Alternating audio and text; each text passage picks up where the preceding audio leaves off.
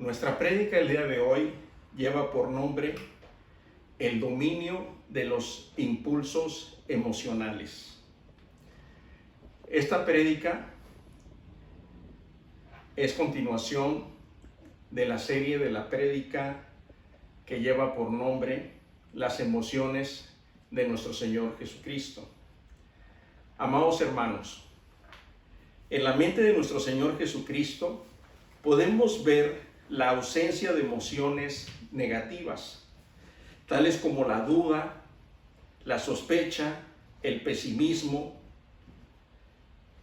el desaliento, la melancolía y los temores infundados e imaginaciones vanas, es decir, todos los pensamientos desordenados, las ideas locas. Hermanos, nuestro Señor Jesucristo no se preocupó por los problemas de su vida diaria, como la constante o los constantes fracasos de sus discípulos, sus relaciones complejas con los fariseos y los maestros de la ley, así como con las autoridades romanas, y con el rechazo también de su propio pueblo, así como su encuentro que tendría él al final de su vida con la cruz. Con su ejemplo, Jesucristo nos muestra que las emociones normales, son normales en el género humano creado por Dios. Sin embargo, las emociones de Jesús tienen dos características importantes que tenemos que tener en cuenta, amados hermanos. La primera, que las emociones de Jesús eran permanentes. No cambiaban según las circunstancias, siempre fueron las mismas, demostrando así que nosotros, con ayuda del Espíritu, podemos tener también control sobre ellas. Y la segunda característica de las emociones de Jesucristo es que no estaban sujetas a los impulsos, lo cual también nos permite entender que con el dominio propio, fruto del Espíritu Santo, podemos controlar nuestra propia impulsividad, evitando muchos pecados. Jesús nos enseña a expresar la emoción correcta cuando la ocasión lo amerita. Ya hemos visto en prédicas anteriores que Dios ha sentido ira santa y que Jesús se enojó. La ira de Dios es contra el pecado y es permanente. La ira de Dios contra el pecado no tiene tregua hacia el pecado, hermanos. Y no es su ira contra el hombre, sino contra el pecado. Su ira contra el pecado es permanente, todo el tiempo. Es inalterable y es santa. Es parte del carácter de Dios. Dios aborrece el pecado, hermanos. En el Salmo 5, verso 4 al 6, dice el salmista: porque tú no eres un Dios que se complace en la maldad. El malo no habitará junto a ti. Los insensatos no estarán delante de tus ojos. Aborreces a todos los que hacen iniquidad. Destruirás a los que hablan mentira. Al hombre sanguinario y engañador abominará a Jehová. Y en el Salmo 7, versículos 11 y 12, dice el salmista: Dios es juez justo y Dios está airado contra el impío todos los días. Si no se arrepiente, él afilará su espada, armado tiene ya su arco y lo ha preparado. Hermanos, Dios no se reserva la expresión de sus emociones en estos casos, en los cuales necesitamos conocer la importancia de su santidad. La maldad y la inequidad no pueden existir en la presencia de Dios. No siempre percibimos las emociones de Dios, pero siempre están presentes. Cuando nuestro Señor Jesucristo echó del templo a los cambistas, no fue un acto irreflexivo o impulsivo de su parte. Jesús mismo se dio el tiempo, hermanos, se dio el tiempo necesario para hacer el azote, para construir el azote. Al menos eso le debió haber tomado varios minutos. Jesús, serena y deliberadamente, manifestó el celo de la santidad inalterable de Dios en el templo de la casa de su Padre. Para Cristo, sus emociones eran plenamente inalterables. Hermanos, para nosotros es impensable manifestar esa ira santa de nuestro Señor Jesucristo, por tanto que no hemos alcanzado la perfección en nuestra santidad. Si tratamos nosotros de manifestar el santo enojo como Cristo lo manifestó, estamos en peligro de caer irremediablemente en juicio e impulsividad egoístas. La impulsividad, hermanos, es parte de nuestra naturaleza caída. La Biblia nos narra varios ejemplos de la impulsividad en algunos personajes. Veamos algunos de ellos. Por ejemplo, Moisés. En el libro de Éxodo, capítulo 2, versículo 11 y 12, dice la palabra del Señor: en aquellos días sucedió que, crecido ya Moisés, salió a sus hermanos y los vio en sus duras tareas, y observó a un egipcio que golpeaba a uno de los hebreos, sus hermanos. Entonces miró a todas partes y viendo que no parecía nadie, mató al egipcio y lo escondió en la arena. Hermanos, Moisés se enfureció al ver el abuso de un soldado egipcio hacia un hermano israelita de su pueblo, y por su impulsividad fue movido a hacer justicia por propia mano. La Biblia relata que al día siguiente Moisés vio a dos israelitas que estaban discutiendo y peleando entre sí, y él intentó intervenir para evitar la pelea, mas uno de ellos, dice la Biblia, que le respondió cuestionándole qué autoridad tenía él para hacerlo, es decir, para decir o intervenir para que ellos no pelearan, puesto que Moisés, uno de los israelitas, había visto a Moisés asesinar a un soldado egipcio el día anterior. Al oír esto, dice la Biblia que Moisés tuvo miedo y huyó de Egipto al desierto. La impulsividad de Moisés dio por consecuencia o trajo como consecuencia su destierro de Egipto, aunque esto estaba en el plan de Dios, hermanos. Otro ejemplo lo vemos con Absalón. Absalón era uno de los hijos del rey David.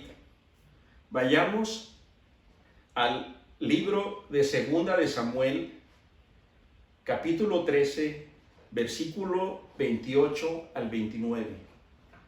Y dice la palabra del Señor: y Absalón había dado orden a sus criados diciendo: os ruego que miréis cuando el corazón de Amnón esté alegre por el vino, y al decir yo: herid a Amnón, entonces matadle, y no temáis, pues yo os lo he mandado. Esforzaos pues y sed valientes. Y los criados de Absalón hicieron con Amnón como Absalón les había mandado. Entonces se levantaron todos los hijos del rey y montaron cada uno a su mula y huyeron.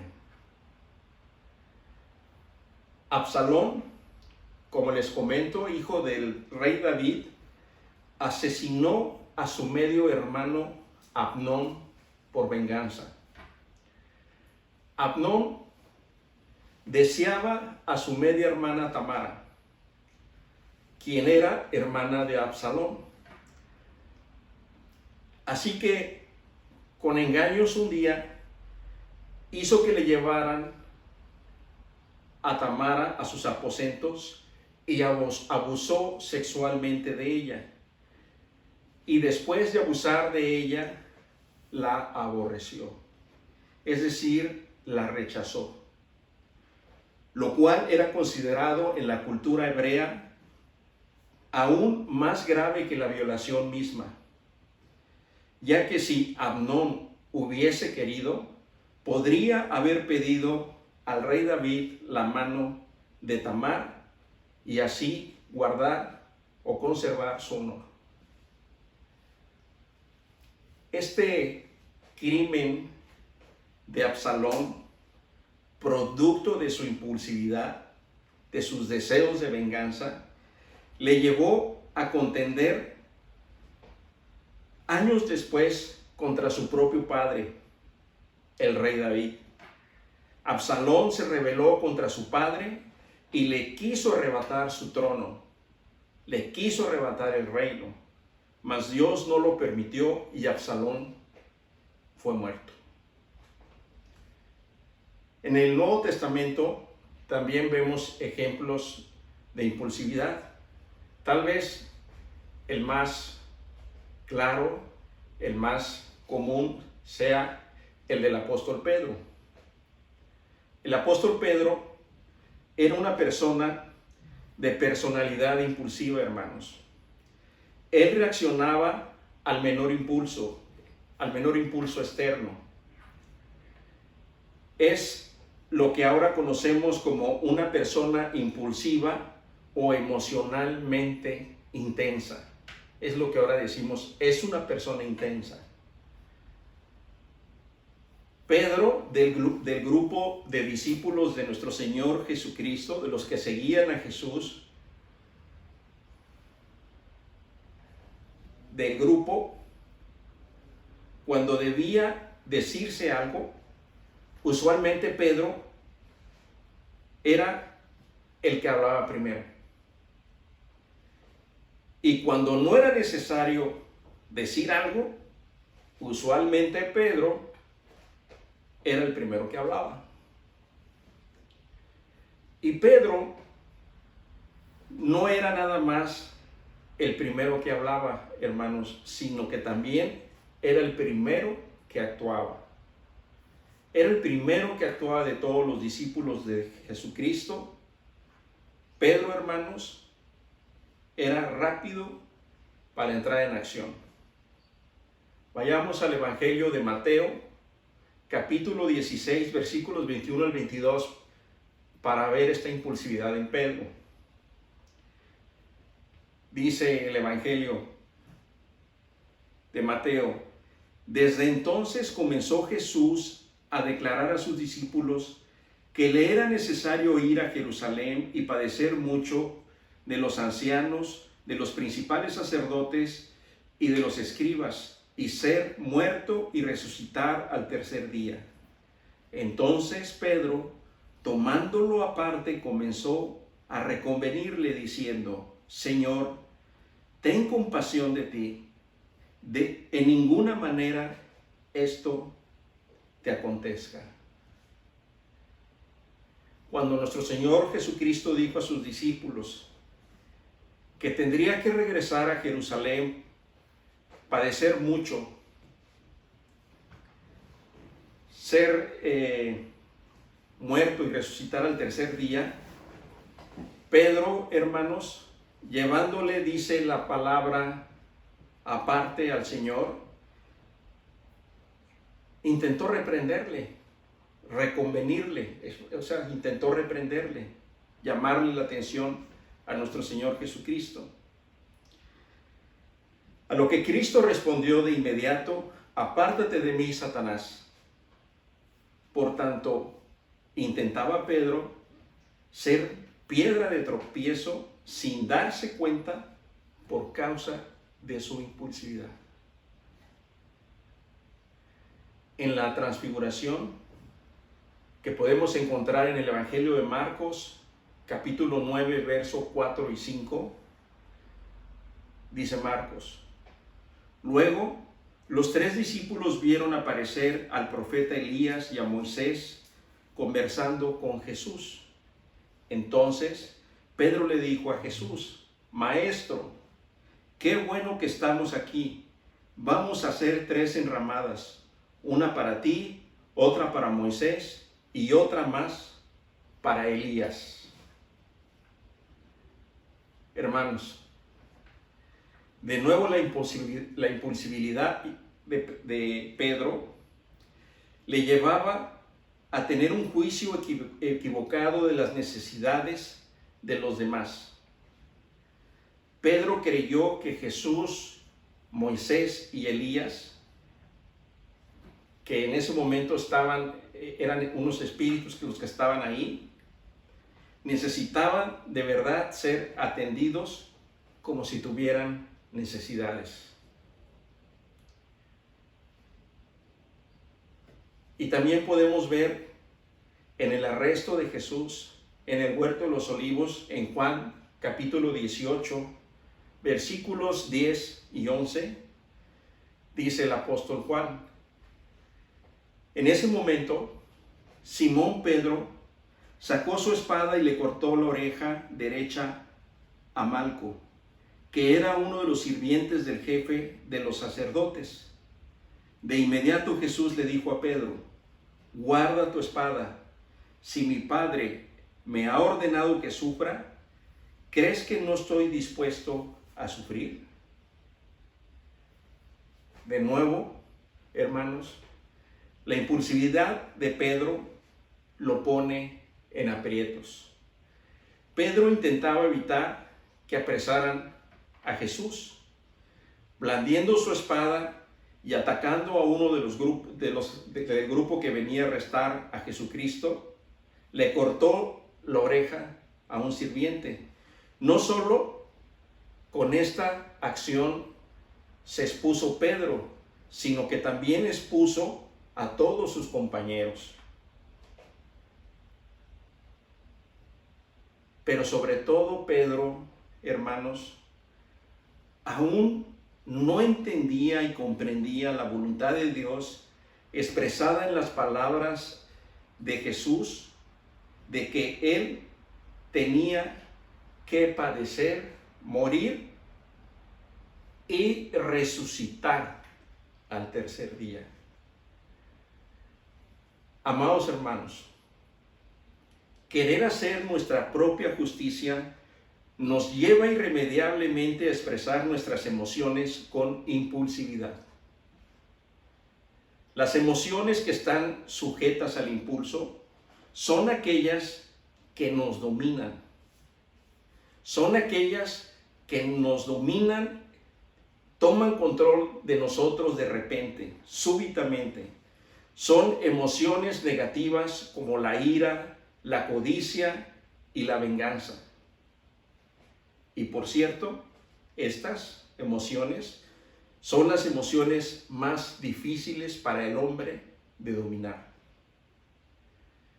La impulsividad, hermanos, nos lleva a pecar muchas veces, porque actuamos sin pensar.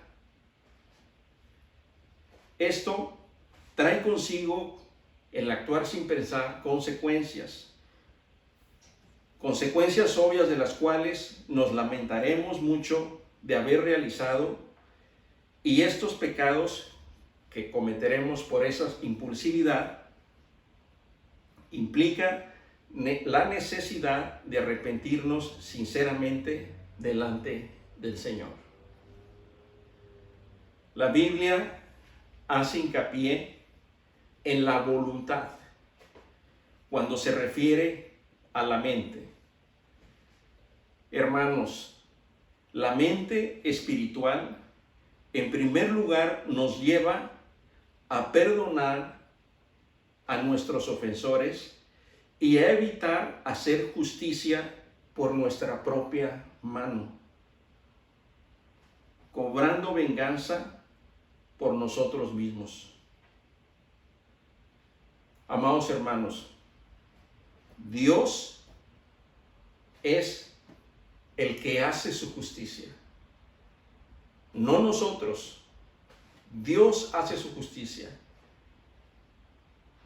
En el libro de Hebreos, capítulo 10, versículo 30, dice la palabra del Señor: pues conocemos al que dijo, mía es la venganza, yo daré el pago, dice el Señor. Y otra vez el Señor juzgará a su pueblo. La mente de Cristo, hermanos, tiene emociones permanentes, negativas y positivas, según las entendemos nosotros, los seres humanos, en nuestra naturaleza caída, según nuestra cultura o nuestras costumbres. Pero estas emociones están sujetas a la voluntad de Dios. Amados hermanos, solamente con Cristo podemos dejar de ser impulsivos.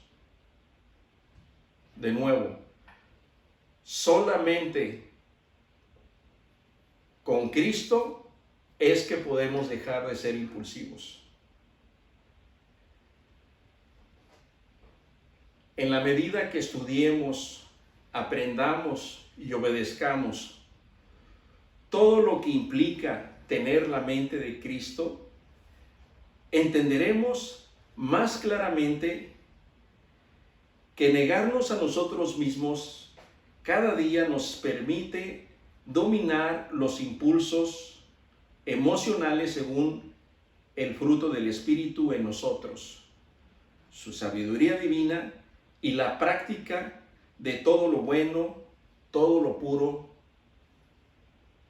todo lo santo, de toda virtud, lo cual se verá reflejado en nuestro testimonio de vida cristiana diario, y encontraremos así, hermanos, verdaderamente el amor, la misericordia, la gloria y la buena voluntad del Señor para con nosotros. Amados hermanos, hoy nuestro Señor Jesucristo nos anima a dominar nuestras emociones, sometiéndolas primeramente a nuestra voluntad, para posteriormente someter nuestra voluntad a la voluntad del Padre, por medio del poder del Espíritu Santo que mora en nosotros, tal como Cristo, hermanos, nos lo enseñó. Hermanos, terminaremos con la siguiente lectura el día de hoy, la cual de verdad les animo a reflexionar en ella esta semana que comienza. Esta lectura es del apóstol Pablo, del libro de Filipenses, capítulo 2, versículo del 13 al 15. Pues Dios trabaja en ustedes y les da el deseo y el poder para que hagan lo que a Él le agrada. Hagan todo sin quejarse y sin discutir, para que nadie pueda criticarlos. Lleven una vida limpia e inocente, como corresponde a hijos de Dios, y brillen como luces radiantes en el mundo lleno de gente perversa y corrupta. Amén. Oremos, hermanos. Señor, te damos gracias por este día que nos permites estar con nuestra familia, nuestros amigos y nuestros seres queridos, Señor. Te damos gracias por la palabra que hoy nos has revelado por medio de tu gracia y misericordia. Señor, te damos gracias también por tu cuidado y por tu provisión. Concédenos, Señor, imitar a nuestro Señor Jesucristo, tu Hijo amado, en la expresión correcta de nuestras emociones.